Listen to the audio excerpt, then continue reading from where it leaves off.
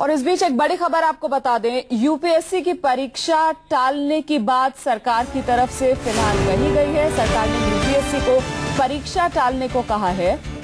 ये अपील सरकार की तरफ से की गई है। दरअसल सीसैट एग्जाम जो होता है यूपीएससी की परीक्षा में, उसे लेकर ये पूरा विवाद, जिसमें खासतौर से एबीवीपी की तरफ से ये मांग की जा रही थी कि सीसैट का जो परीक्षा का जो पैटर्न है उसे या तो हटाया जाए या बदला जाए, क्योंकि इससे कहीं ना कहीं जो हिंदी भाषी, हिंदी बैकग्राउंड वाले छात्र हैं उनके लिए दिक्कत हो रही है। अब सरकार ने यूपीएससी को परीक्षा टालने को कहा है। सरकार ने यूपीएससी को ये परीक्षा टालने को कहा।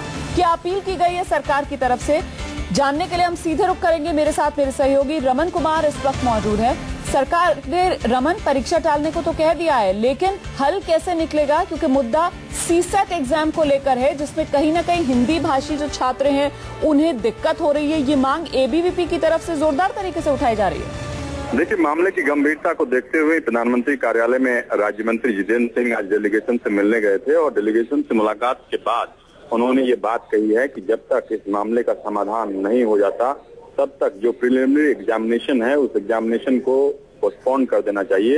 यानी कि सरकार के एक मंत्री के द्वारा इस तरह का बयान देने के बाद ये संकेत उभर कर सामने आ रहा है कि जो डेलीगेशन है, जो आंदोलनकारी छात्र हैं, उनकी तरफ से जो मांग उठाई जा रही है उस मुद्दे पर जब तक सहमति नहीं बन जाती, जब तक अंतिम निर्णय नहीं ले लिया जाता, तब तक जो प्रिलिमिनरी एग्जामिनेशन है उस एग्जामिनेशन को पोस्टपोन कर देना चाहिए। और कहीं न कहीं सर जितेंद्र सिंह के इस बयान के बाद अब ऐसा लगता है कि सरकार इस बारे में कोई न कोई अंतिम निर्णय, या कहें कि यूपीएससी इस बारे में अंतिम निर्णय जरूर लेगी। तो क्या माना जाए, अब इस एग्जाम का पैटर्न एक बार फिर से बदल सकता है, क्योंकि ये आंदोलन सिर्फ उत्तर भारत नहीं बल्कि देश भर में तूल पकड़ता हुआ नजर आ रहा है। हैदराबाद, इलाहाबाद, बनारस, पटना, गुवाहाटी, दिल्ली, हर जगह छात्र विरोध कर रहे हैं इस सीसैट पैटर्न का।